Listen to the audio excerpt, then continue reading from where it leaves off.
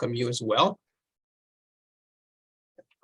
My name is Greg Smith. I'm Executive Director of the Florida Literacy Coalition, and it's my pleasure to talk with you about an initiative that we did here focused on market research in adult education.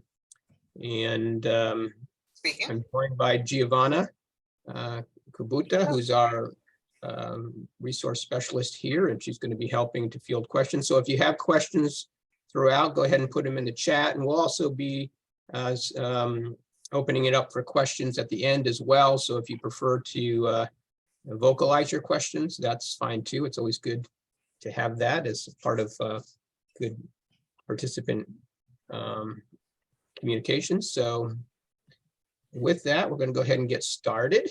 I'm going to pull up our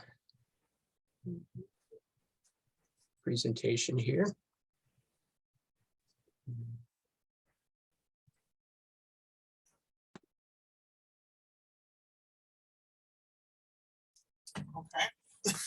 Okay, there we go. Okay, very good. So this particular project we did actually a couple of years ago. And we've, as a result of this, we've asked you to mute yourself if you don't mind during this period, this portion of it, just so we can cut down on background noise. Our organization is a statewide organization that supports adult education, literacy, and family literacy programs throughout Florida. This particular initiative, which is supported through a grant from the Florida Department of Education, as is this webinar, so special thanks to the Florida Department of Education. This project focused on looking at what are exploring really some of the key messages, terminology, and communication methods that were more or less effective in recruiting adult learners. So we brought adult learner focus groups together, both ABE literacy and ESL students, and those were two different groupings.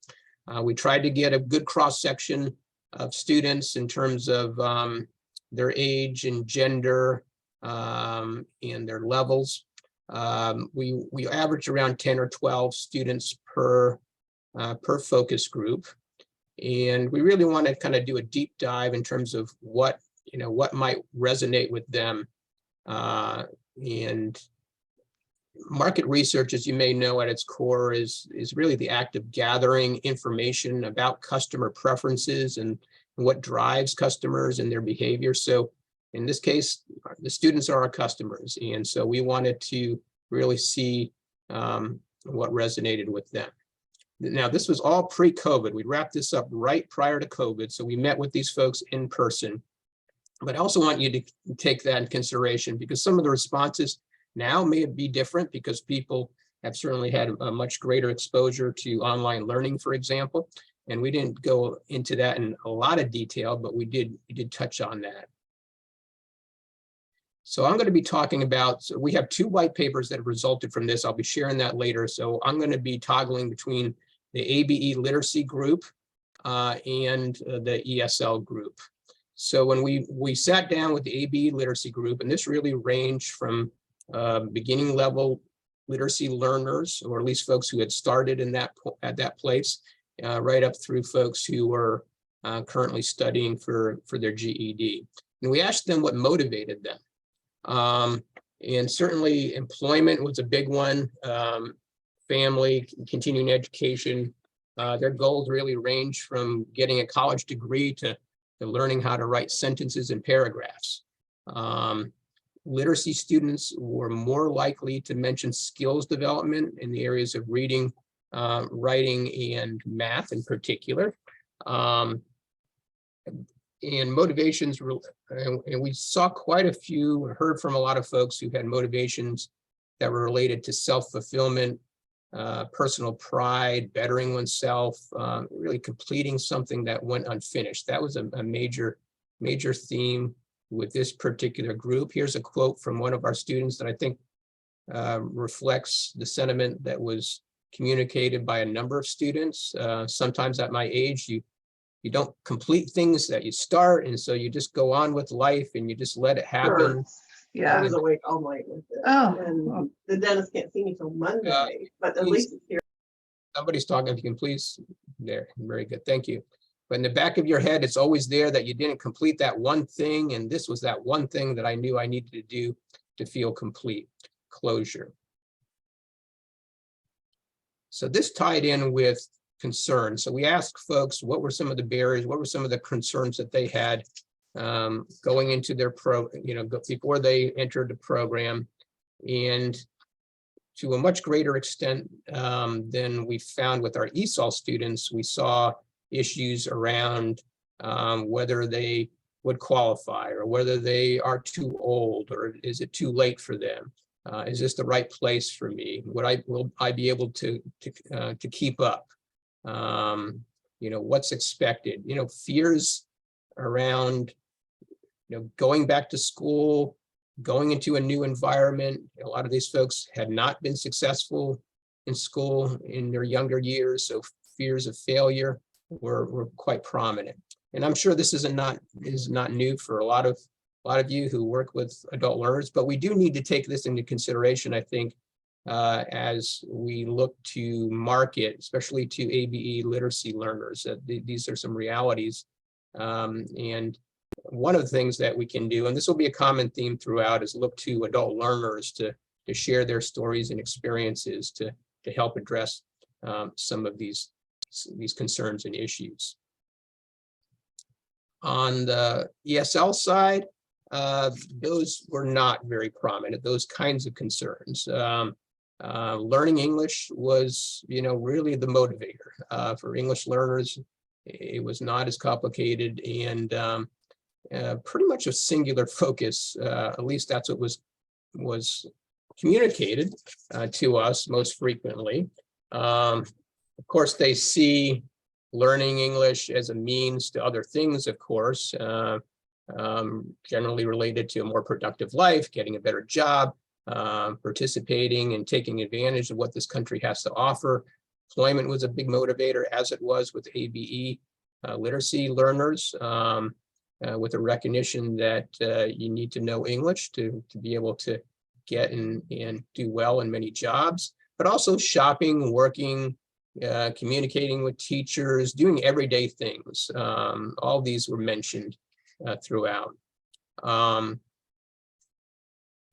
you see a quote there, I think I'm trying to improve my English and read and write and speak fluently to get a better job, to have a relationship, everything really, you need to speak English. So that was a pretty common thread, and more uniformity there on the ESL side than there was with the ABE literacy learners. Their concerns really had more to do with logistics, transportation and childcare, scheduling of classes, where they're held and when they're held, eligibility, documentation requirements, and cost. Let's delve into the cost piece a little bit. So this was interesting. And I'm not sure if this would reflect experiences in other programs, but the cost piece, and just to give you a frame of reference here in Florida, and I know since we have some folks joining us from outside of the state, by statute, school districts and state colleges do charge a registration fee, fee here in Florida that totals $90 a year. And that's broken up usually either in two $45 semester increments or three $30 semester increments. With our community-based organizations that don't tend to get state funding, they also tend to charge registration fees, very nominal fees on the front end, although some of them are free.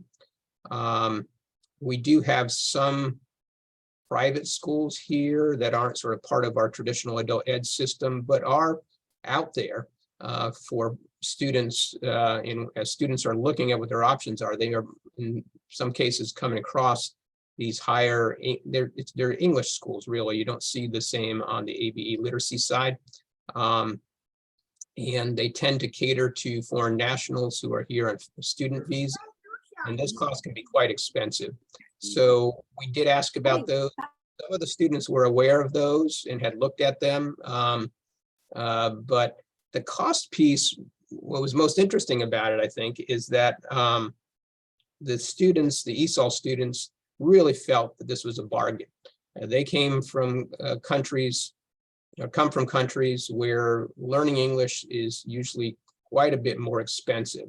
So what emanated from this discussion around cost were some concerns, and this was something that was brought up in each of the focus groups by more than a few students, some concerns about how the low cost may also translate into low quality. So they were looking at quality issues and, sort of the old, you get what you pay for kind of thing.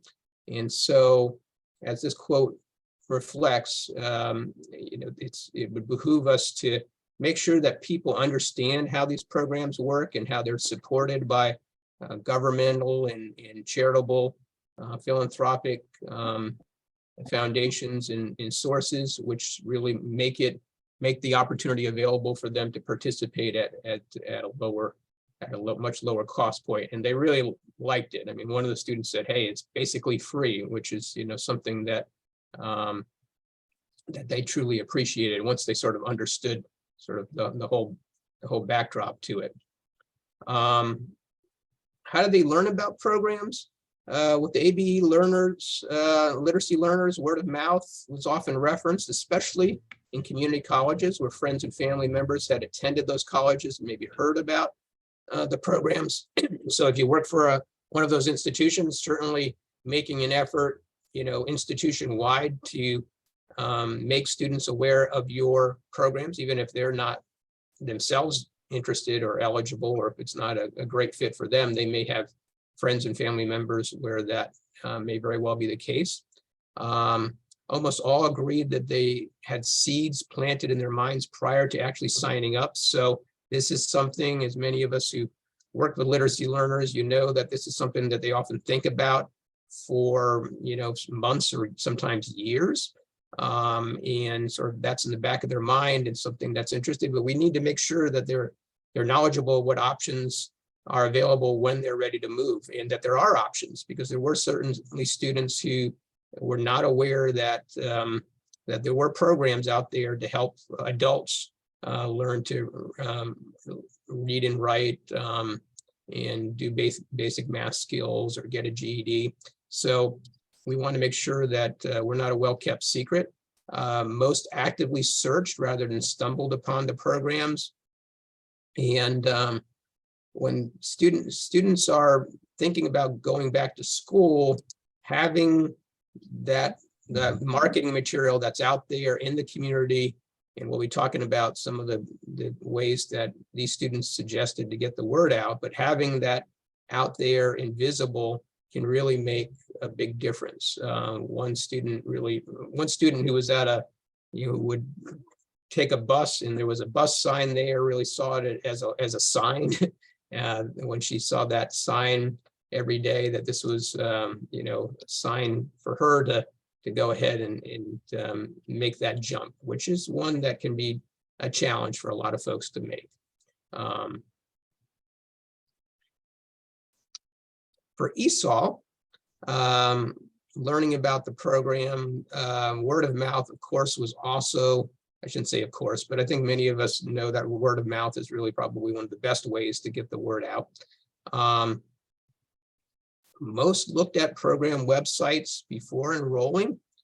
And one of the differences, and this was kind of an interesting takeaway, was that ESOL learners were much more likely to look for qualified teachers and sort of look at quality measures as part of it. Now, this kind of goes back to the cost piece, but looking at the quality was something that was really part of their lexicon. And of course, with ESOL learners, we have a big diversity. Some of them are highly educated and credentialed in their home countries, so you'd expect that they'd kind of be looking at those factors. 83% of the students had studied English before enrolling, and those who were most educated in terms of their formal education were more likely to find the program online, and also more likely to have studied via some sort of online subscription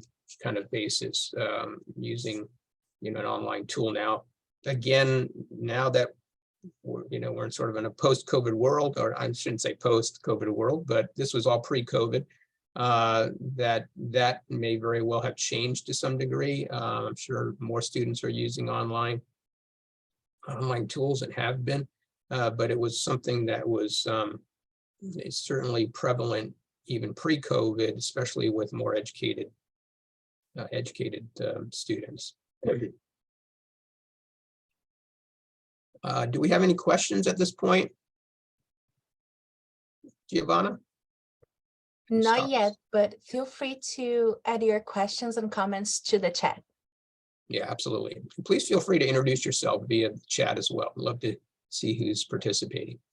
So the use of internet and technology, again, pre-COVID, but still almost all the students used the internet or had access to the internet on at least one device. Now, we didn't do a deep dive on those devices, but it seemed like smartphones were the most prevalent, and tablets and computers were also certainly prominently referenced as well. Students tend to search in English and their native language. So as you're kind of looking at doing search engine optimization, you want to keep that in mind. ESL students regularly use Google Translate, no surprise there. And literacy students who tended to be a little bit older in our focus groups were the group that tended to use the internet less or not at all. So we did have, important sort of subgroup that really didn't feel too connected. Of course, a lot of our programs now have been focused on digital literacy, so hopefully that trend has changed a bit, but there was a group of students that really didn't look to the internet as a primary source for information.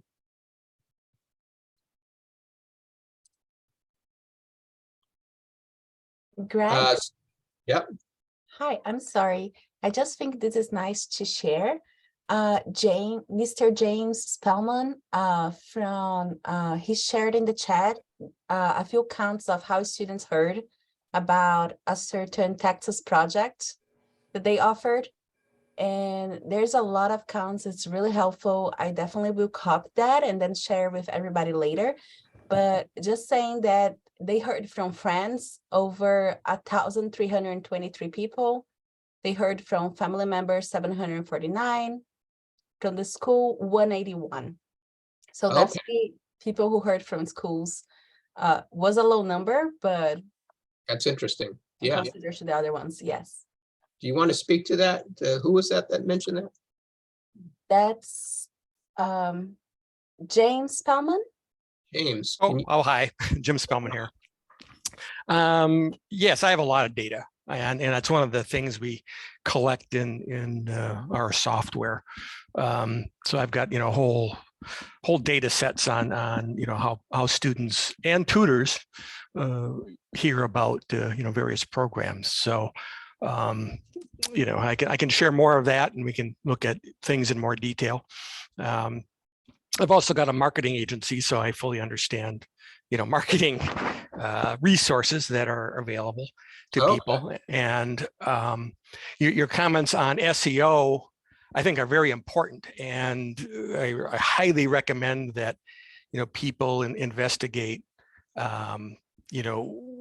search terms and the whole SEO concept, and we could have a whole discussion on that too. That really will drive for students that are internet capable. That's an important factor.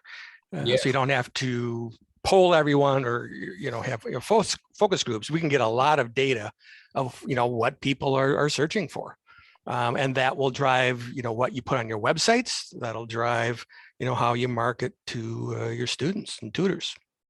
Absolutely. And we're going to be talking about that a little bit more here in a few minutes, but what program are you with, James? A lot of programs. I have matrix literacy software for data collection. Okay. And I've been to a few Florida conferences, so I'm a vendor, so to speak.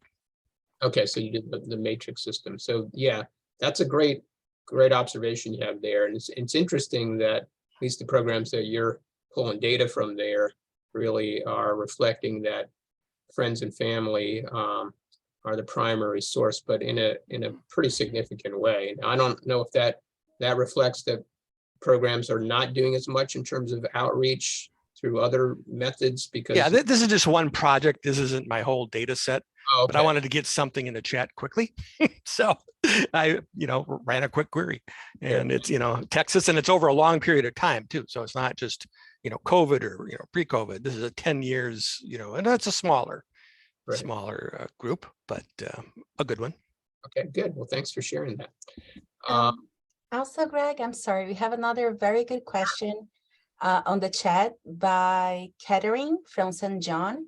She asked, did you get a sense of how long on average the gap between when seeds were planted and when ABE students sought out a program was?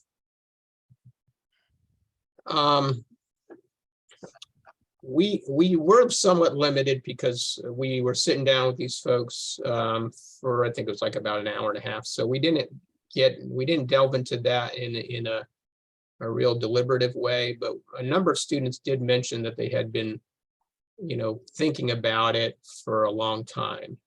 And I think many of us who have students, I mean, I know I've worked with students who said, this is something that I've kind of thought about for years. Do I want to go back? Do I have time to go back, and so forth? But to answer your question, no, we didn't ask every student that and kind of average the results. But it is something, the takeaway there, I think, is that sometimes you're planting seeds. And I know when I was in a program in Virginia, we had a student come in with a little. Okay, if I don't use headphones. You're fine, yeah. We had somebody come in with a bookmark that we hadn't, had out there in years, and she had kind of stuck it aside and, just kind of kept it. So you never know, marketing and outreach that you do now can very well,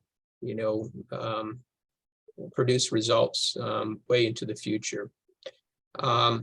When we asked about, we kind of looked at how do you get the word out, how, asking for students' recommendations. Social media was really referenced quite often, especially by younger students, but not only by younger students. Facebook in particular was referenced by older students as well, in particular. Instagram was mentioned. This was sort of prior to TikTok becoming a big thing. So, Instagram and Facebook were the two that were most mentioned.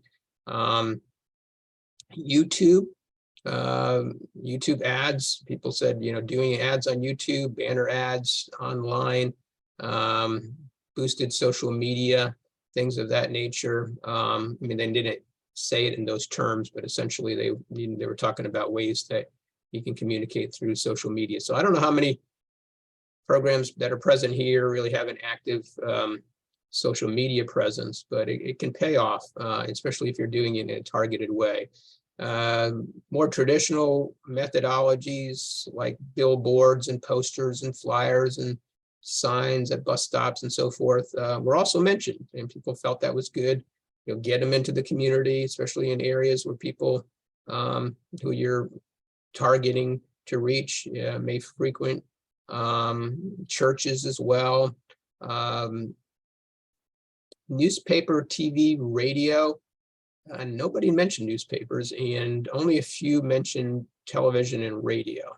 When they mentioned radio, it tended to be sort of like Spanish language stations, but those sort of traditional methodologies were not high on the radar for a lot of the students that were participating in these focus groups.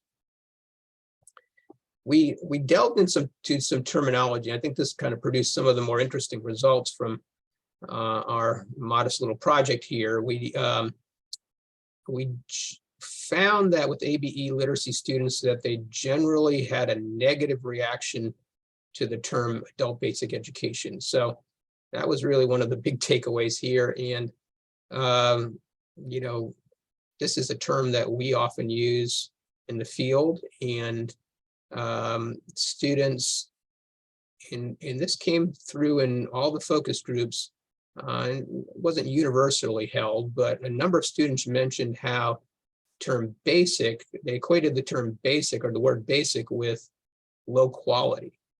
You know, why do I want something that's basic? You know, even the, you know, the budget toilet paper is called premium, you know, so usually in marketing efforts, folks are not kind of looking at sort of offering sort of a baseline kind of thing. And of course, basic education, you know, it references the education piece, but they were interpreting that as sort of a low quality basic. Literacy itself generally received favorable reaction. We did have some students who were sort of higher level ABE, GED students who reacted somewhat negatively to literacy, at least as it pertained to their circumstances. They didn't really see themselves as literacy students, but students who were in literacy programs absolutely did.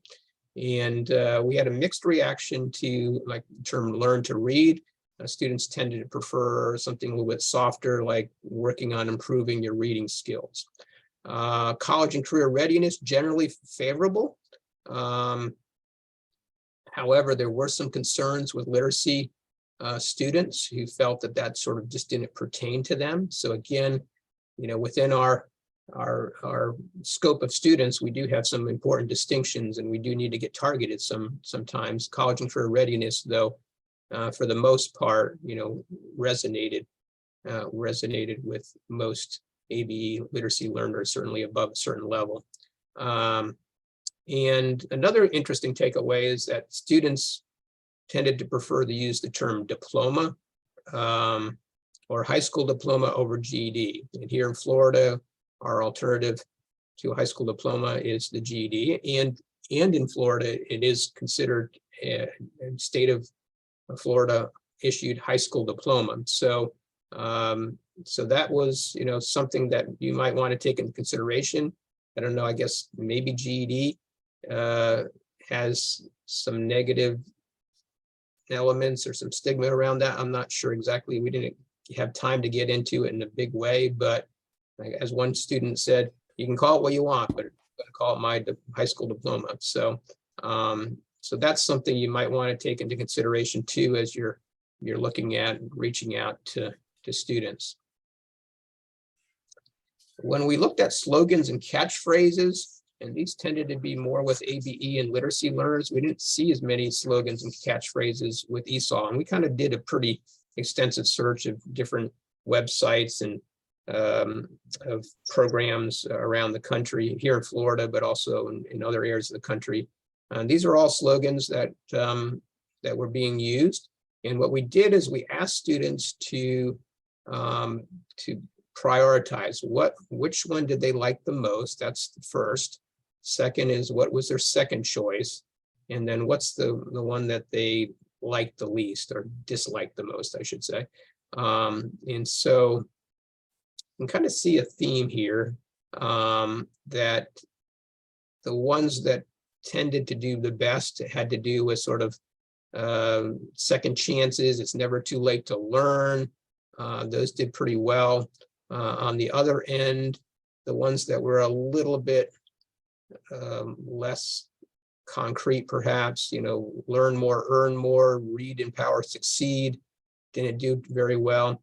Families that learn together, grow together, did the least best. But in fairness, we were not focused on family literacy programs. The students participating in this, I don't think any of them were part of a formalized family literacy program. So that could resonate with certain populations, I suppose. What was kind of interesting is, you know, GED, yes, you can, didn't do too well. And so you can take that for, you know, you interpret that as you'd like, but certainly themes around, you know, pathway to success and second chances, and it's never too late to learn, really tended to do the best. Terminology as it relates to ESOL. The ESOL students didn't connect the word literacy with learning English. and really weren't very familiar with the word. So this is relevant for, organizations that have literacy in their name, in particular, literacy councils and so forth. And then we're not proposing they should be changing your name necessarily, but this is something that they're not necessarily connecting with learning English. So you definitely want to make sure that you're making an extra effort to let them know that that's a service that you're offering. They've tended to prefer adult education over adult basic education as well, but although they didn't have sort of the same interpretation of the basic piece. Most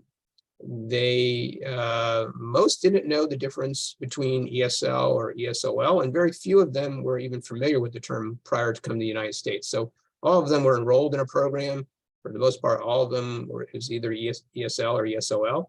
So they were familiar with it now, but this was not something they were knowledgeable about prior to coming to the country. So this is kind of a big piece that programs need to take into consideration, because we saw quite a few programs that just sort of use this term and rather than English.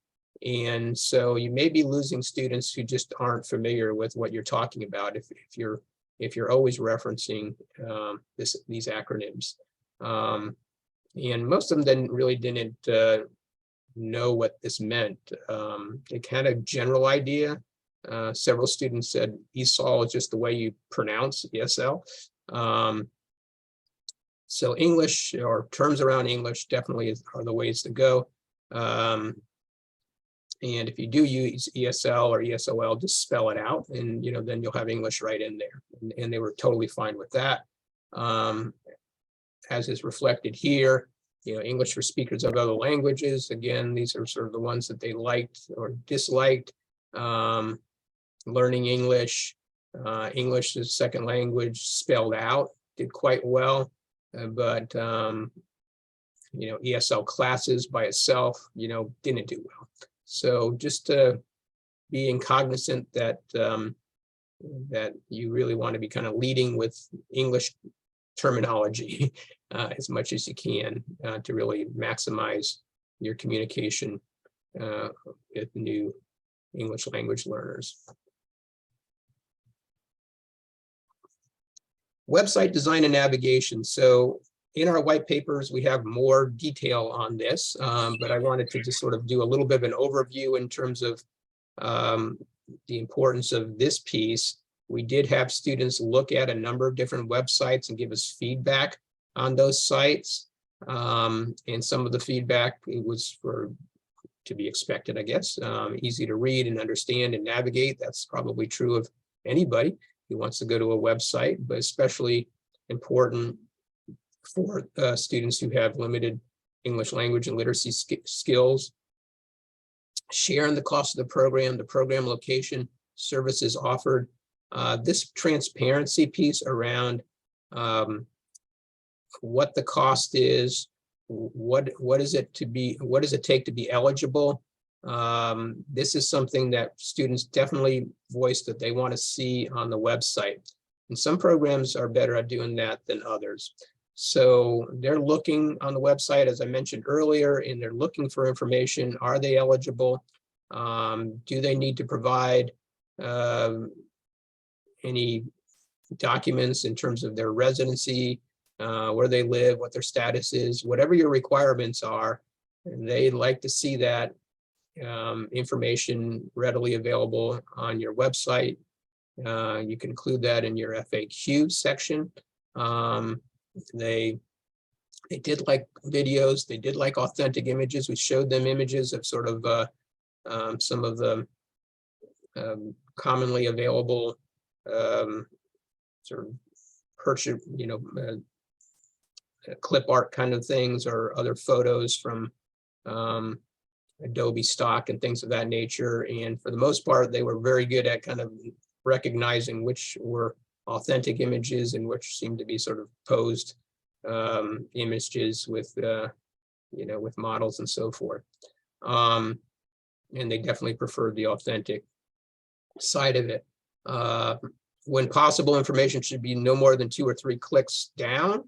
And so going back to the search engine optimization piece, working with your website, your web developer, or whoever manages your website to talk about what you can do to optimize your website so that it comes up high on searches, Google searches. I mean, let's face it, Google is pretty much the dominant search engine. I think it's about 93% of search. So if you can do well on Google, you're in good shape. And for larger institutions, colleges, school districts, for example, the adult ed piece is only one component of a much larger website. So working with those web developers to do SEO that really allows for people to go directly to your adult education page on the larger website and not having to try to figure out how to navigate to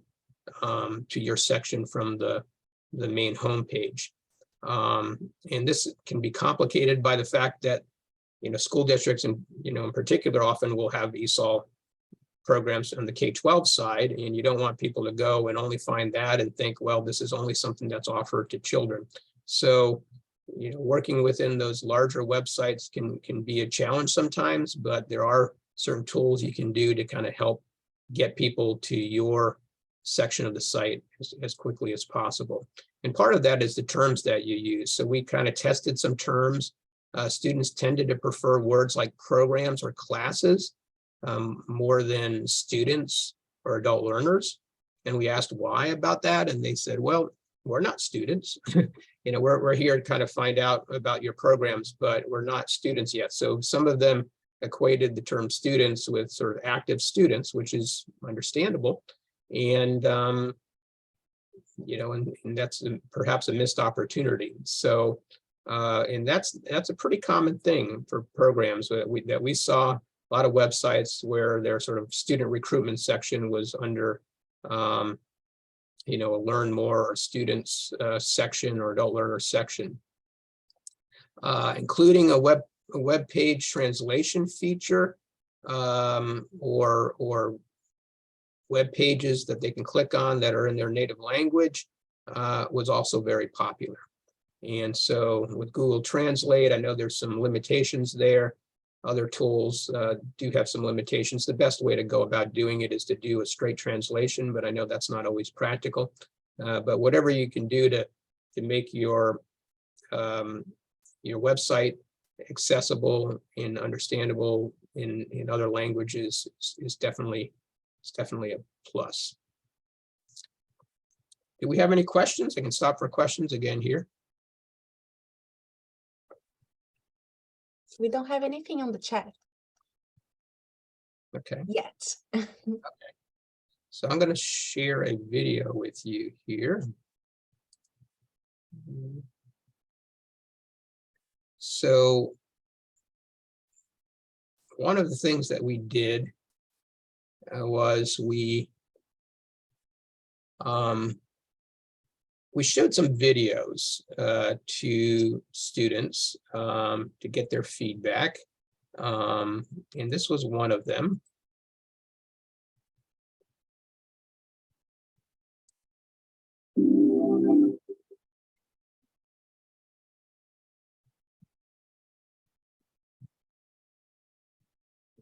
I felt like that I was in a rut. I knew that I had to do something to help myself. I began to come to classes and it really helped me. It's not easy. But anything that's good sometimes, it's not easy. You have to work for it. I have improved greatly. There were books that I had no idea that I would ever read. I knew that I was on the right path because I realized that education is so important. Education is like power. I know now that I can speak better. I feel now that I have a better chance. I feel now that I have an avenue, I think, If I try hard enough, I can.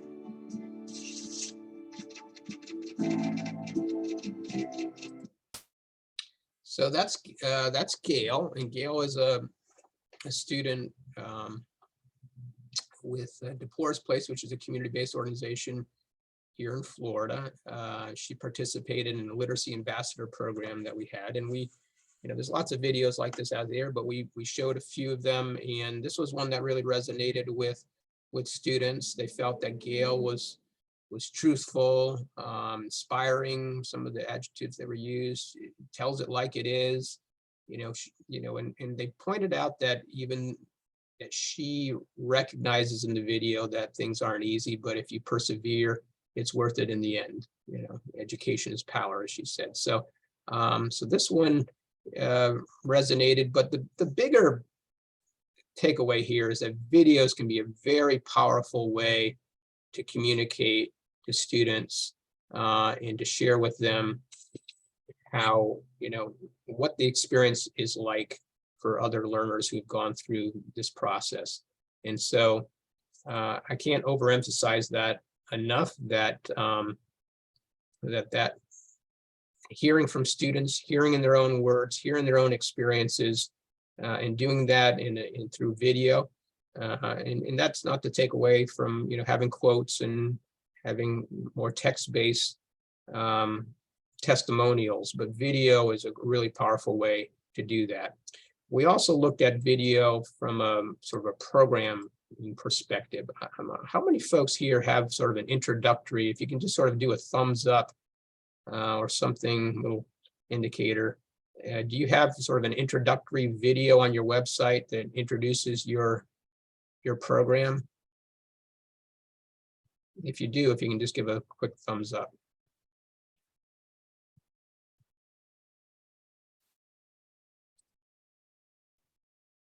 I'm seeing a sad face there. Not seeing too many. For now, we only have one. Only one. Yes, There's two. Lauren Bevan, and oh, I saw Regina as well. Yeah, Regina Arnold, she also has one, and Carrie Scott mentioned that she has one for her high school diplomas okay, in the chat. Yes. interesting. So most folks don't. Students who participated in these focus groups really felt that was a good idea to do that. And so we showed showed several videos, and this was one that really sort of stood out as one that they liked in particular. And so I'm going to run that. This is a program called the Genesis Center, which is up in Rhode Island.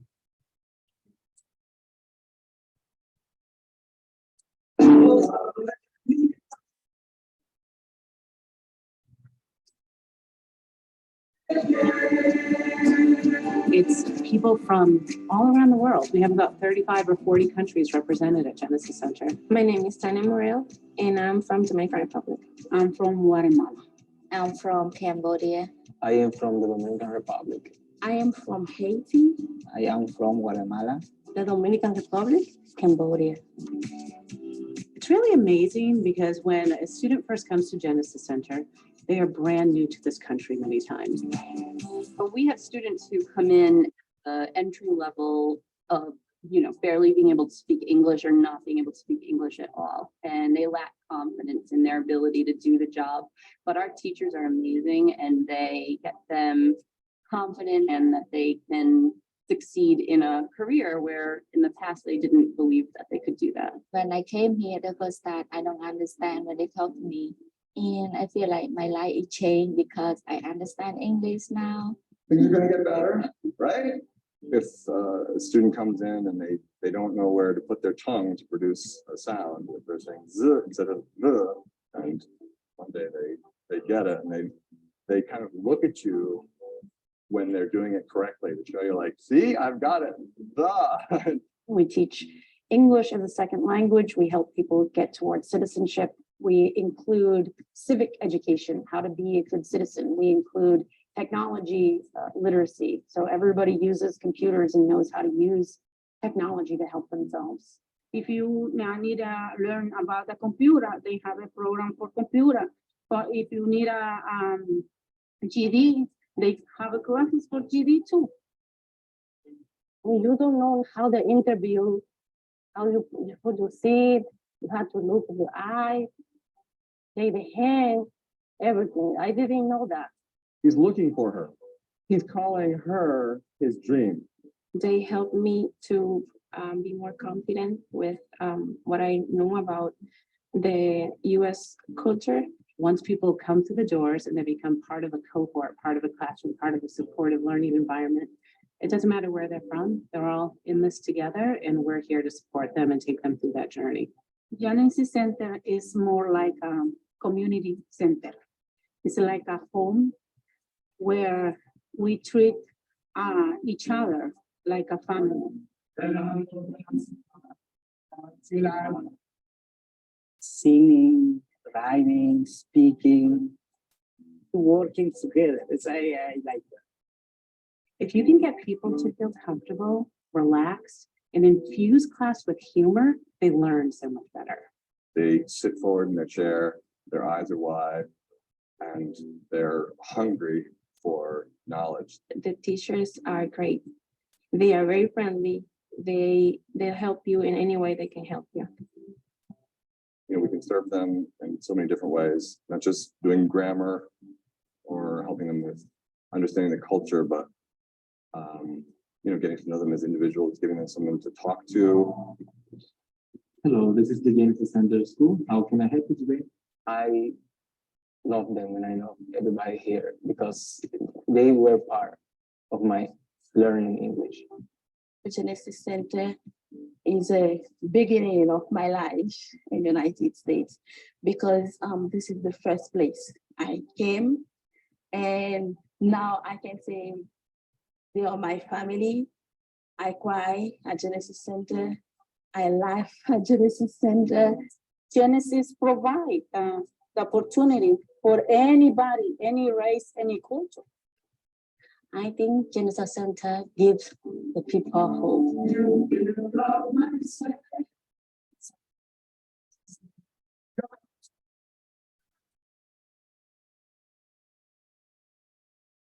you're looking. So,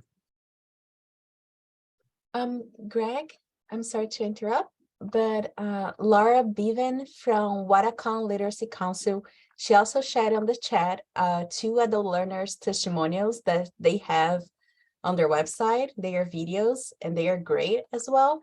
And she also asked, she mentioned that at one point the term older adult is all learners was used with some data attached in one of your slides. And she's asking what ages specifically are in the group. well, we try to get a good cross-section of students, and the folks who tended to have that kind of commentary were people who were pretty much finished up with their career. You know, they were senior citizens. And so I'm sure there's, you know, that's a factor, could have been a factor as well. So I don't have like hard data on that, but I'd say people who are probably in their early 60s and above. And there's a program here in Florida or in Orlando, Adult Literacy League. They have a fair number of older students, and a number of them participated in that. But thanks for sharing the videos. This particular video from the Genesis Center, as you can see, you know, they're trying to capture what it's like to be part of the Genesis learning experience. And they used students, testimonials, and certainly communicating sort of a family, feel-good, use of humor, friendly and welcoming environment. Students, you know, building confidence, learning about the culture, but really having a good time in doing it. Now, of course, you want to reflect what your culture is, and, you know, be authentic in whatever the video is, and maybe there'd be more emphasis on employment skills, and that's a major motivator.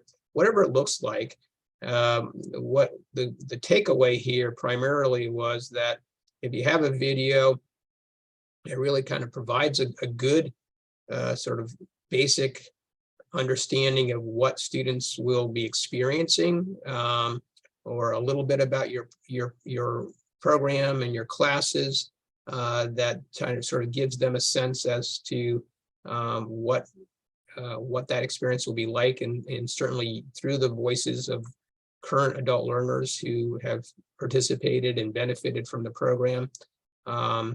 This one here, when we asked, what they like about it, a lot of those sort of feel good things came through, enjoying learning and making friends. Of course, that's a big part of the experience for a lot of ESOL learners who are new to the country, connecting with people, becoming part of that community, making friends. It can be an isolating experience quite often, and that was big part of what the Genesis Center tries to help students to do.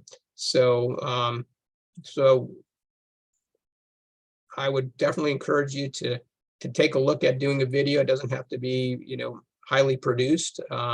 We did ask the students in terms of length, and they said, keep it between 1 minute and 4 minutes. This is a little bit more than that, 4 minutes and 22 seconds, but this is sort of on the outer edge of what they were kind of thinking, just given people's attention spans these days and the propensity to have shorter videos. We asked other ways that they could improve upon this video, and they said, well, some of them said that there were some concerns that it may be a little bit too difficult for beginning level learners to understand the English. So to either do subtitles or to make it available in other languages. And the other languages piece might be kind of difficult, because clearly here they have students with all different language backgrounds, but subtitles definitely could be a workable thing, and subtitles in other languages. So any questions or comments on any of these videos? If folks used videos in their own work that they've either as testimonials or programmatically, we also showed that we also looked at a few orientation type videos that were actually made available on websites in advance. Those generally had good responses too, but they kind of like the more general overview rather than getting into a lot of the nuts and bolts right from the beginning. Okay. Greg, we have a comment that is really good to share from Dora. She says, when I arrived in this country 80 years ago, I knew no English, but the literacy program has helped me a lot, and now I understand a little more. Now I try to help other Spanish-speaking students through American Corps, and she's thanking the program. Thank you for sharing that. I mean, if folks can utilize their students, and I know it's not uncommon that we'll have ESOL teachers who came to the country in younger years in particular. And so utilizing staff or other people, certainly students as ambassadors, the program that Gail participated in, and there was another video there that you'll get a link to for Ileana, who's an ESOL student. They're both very active in promoting their programs, and they see that they've been recruited to do that as literacy ambassadors. And so we encourage you to kind of make an effort to really reach out to students and work with them, in a very directed way, and with respect to having them represent you and help to promote your program. I want to do a little shout out on an initiative here in Florida, the Get There Florida Workforce Education Initiative. This is a statewide campaign. It does have a primary focus on CTE, but also includes adult education as well. And so the Department of Education is doing some good marketing materials, and we're going to share their website here in the chat, as well as a toolkit that they have with respect to helping programs to find effective ways to reach out and market their programs. And I know that Florida's not unique in that regard. There's some good examples. ProLiteracy also has a good marketing and promotional toolkit that focuses in part on recruiting adult learners. The white papers that we have are both published and on our website. We're going to put a link into the chat here as well. The first one is the ABE literacy one. If you build it, they will come. Think again. And then recruiting English language learners was the second round. So we did 2 different white papers. They're not very long reads. Kind of summarize some of the key points from those white papers here, but certainly would encourage you to take a look at them and read them through, because there may be some other tidbits there that could be useful to your efforts.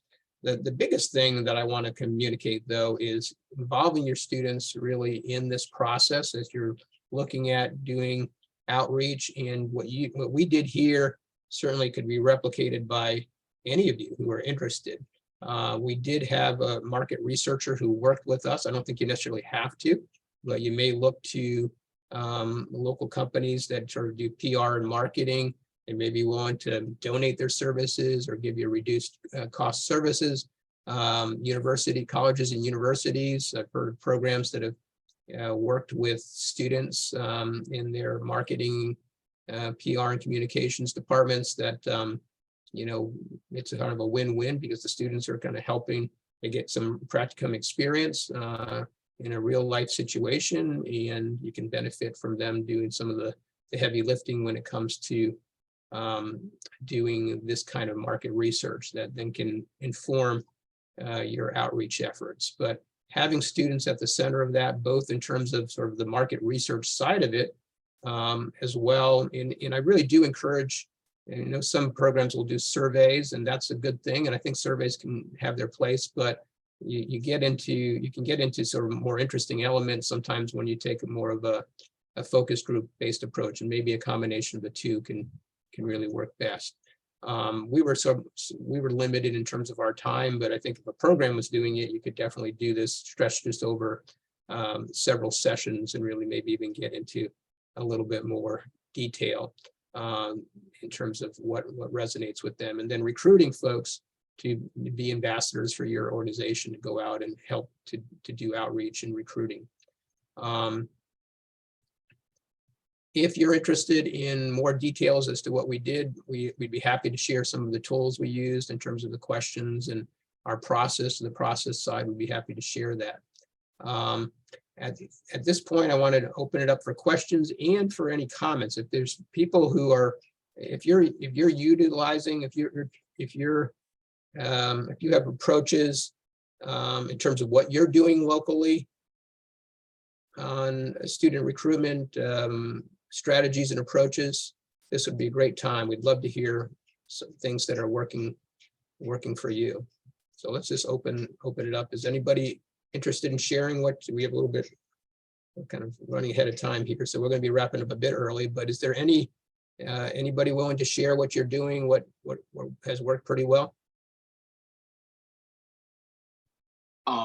I can go ahead. My name is Travian Jean-Francois. I'm pretty much an adult education recruiter for the GED and ESOL programs.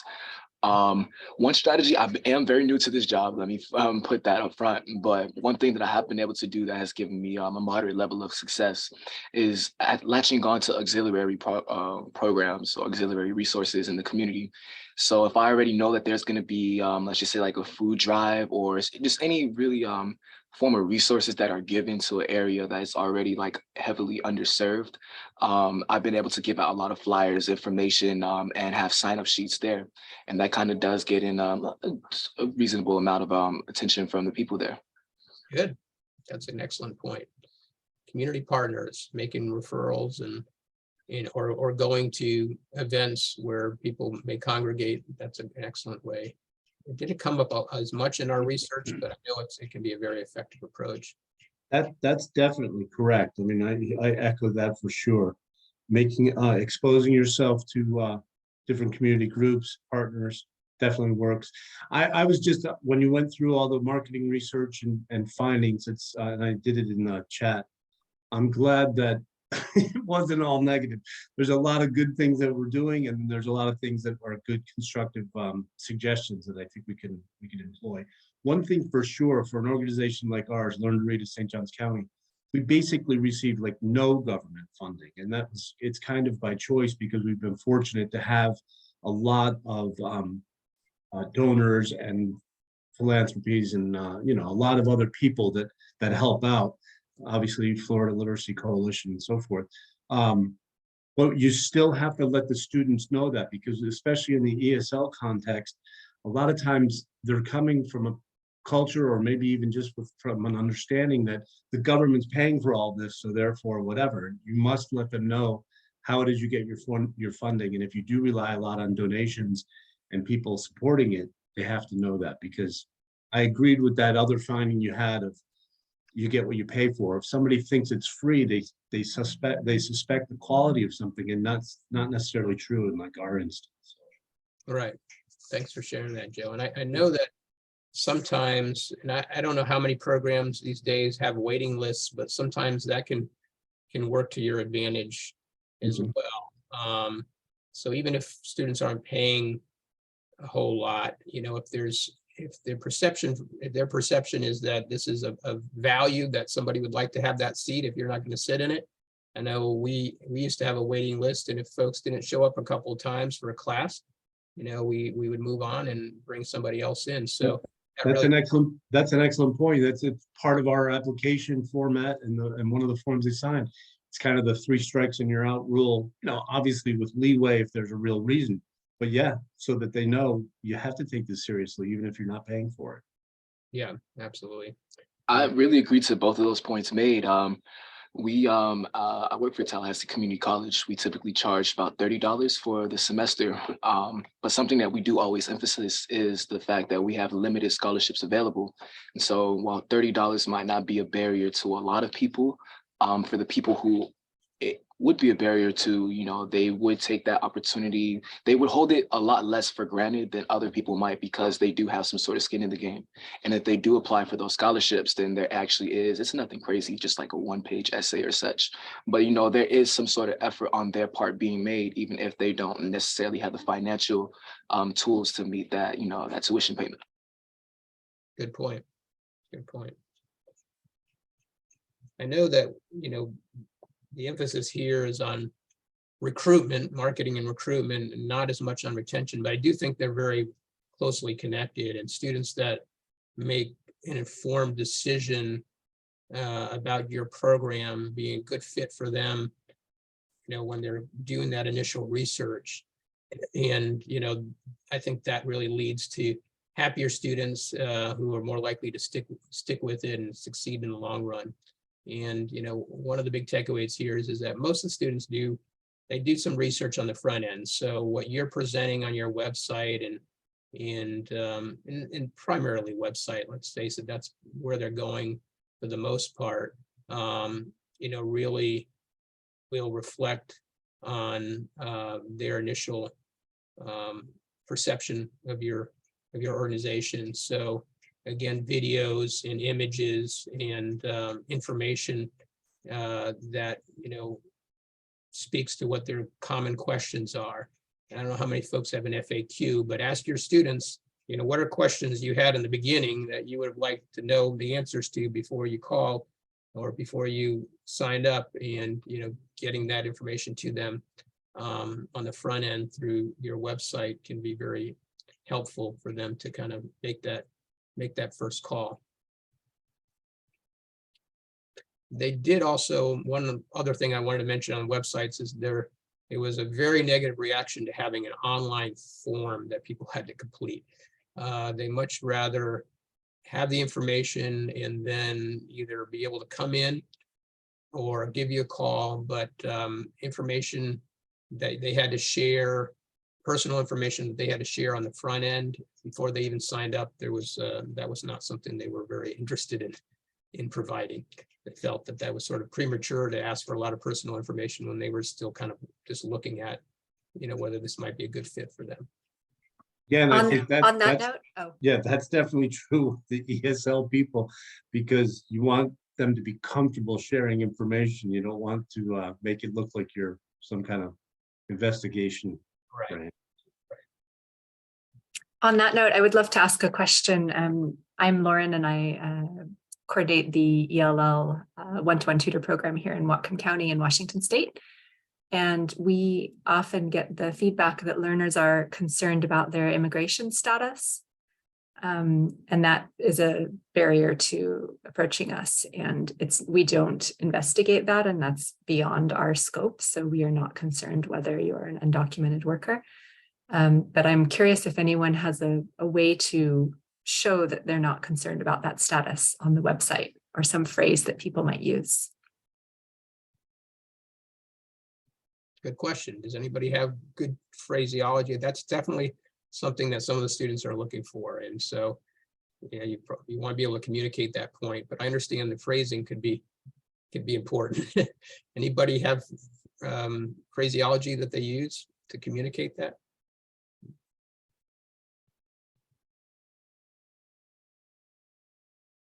I think one of the things is if you're just proactive in asking what documents you do, if any. I mean, do you ask for anything? Okay, so then that's a simple way to do it. So if you don't have to have any kind of identification, then maybe you just. I think Greg, I think they're afraid to come in the door just in case they might get asked. That was the point I was wondering before they come in. Is there a way to show that that we won't be checking? Excuse me, hi, this is Abigail from Richmond, California. I was wondering, I think we have language, and I don't know if this language would be important, or I stepped away from my desk, so maybe you already mentioned this, but by virtue of the fact that we are a sanctuary city, can you use that language to indicate, a level of security? All adult learners are welcome, someone just mentioned, but also that we are a sanctuary city as well. Well, if you are. Thank you. That's a good suggestion. Thank you. Yeah.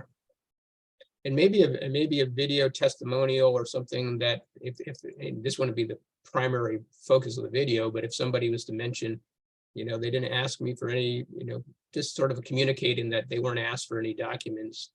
But I hear what you're saying. People are resident to come in the door because they think they may be asked. Do you put on your website that they're not going to be asked for that at this point? And that's we put the requirements being that, or we our main things we say are that you need to be over 18 years old and you need to reside in our county. And I get the feedback, 2 points is that once they do come to us, they didn't know for sure that it was free, and they didn't know for sure that we wouldn't check documents. So I'm wondering how we can include that information sensitively. Lauren, hi, my name is Giovanna, and English is my second language. I came here as an immigrant 80 years ago.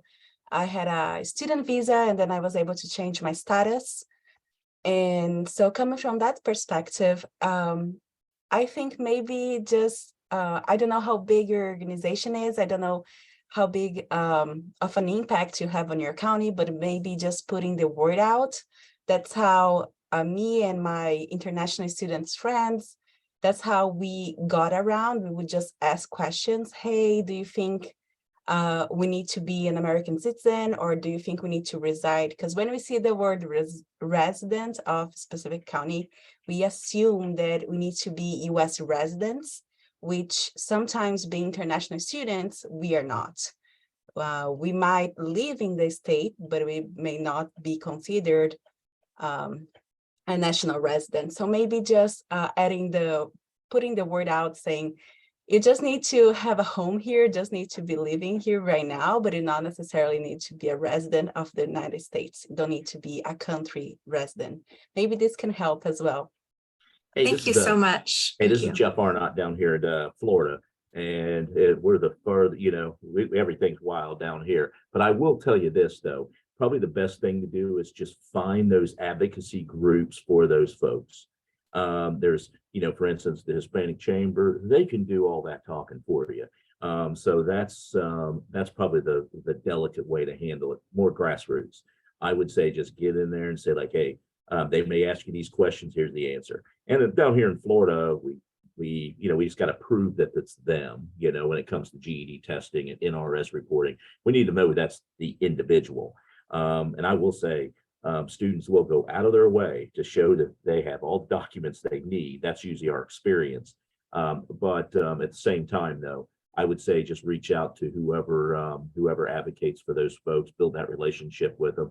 In fact, I think you'll find out that they're even willing to host classes on your behalf and everything else at their sites. That's, I think, a good way to handle it, instead of just trying to, sometimes words get you jammed up, especially down here.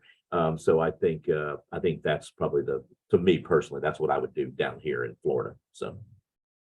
Okay, that's good advice. Thanks, Jeff.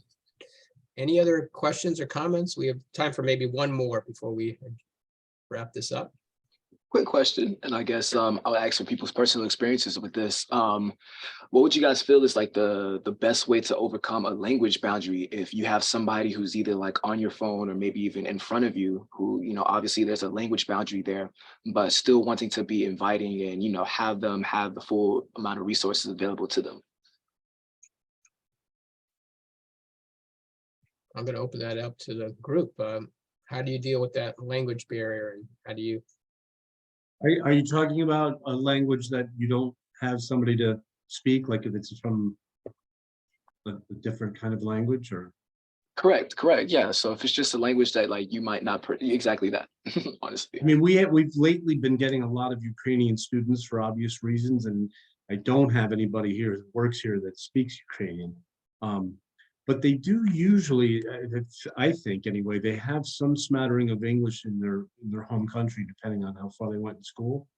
So it's just kind of making them feel comfortable, and that just stick it out, go to the beginning classes, or go all classes and see where you're comfortable. And you can give them obviously preliminary tests and things like that to see how much they actually understand. But I mean, we never turn away anyone. I mean, even if they literally don't speak any English. Well, and we have programs that use Google Translator all the time, especially for those languages that they don't have anybody available for. Hi, this is Pam. From personal experience, I recruit everywhere I go.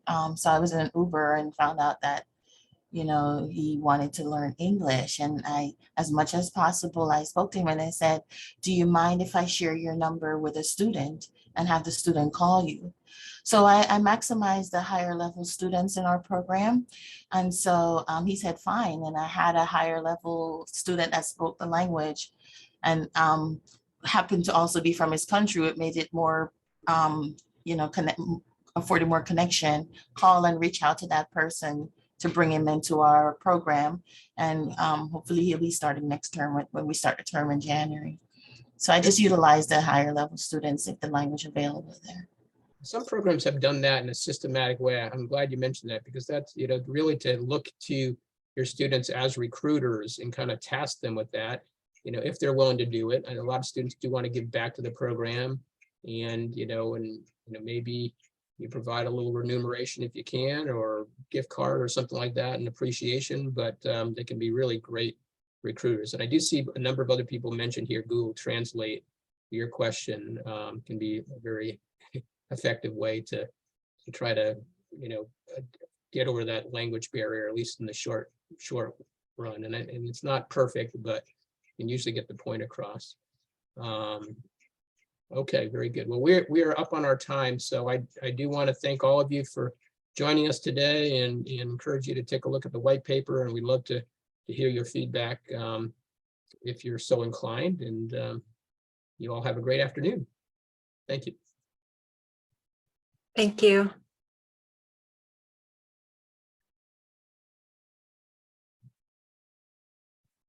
Thank you, guys. This was great. Thank you.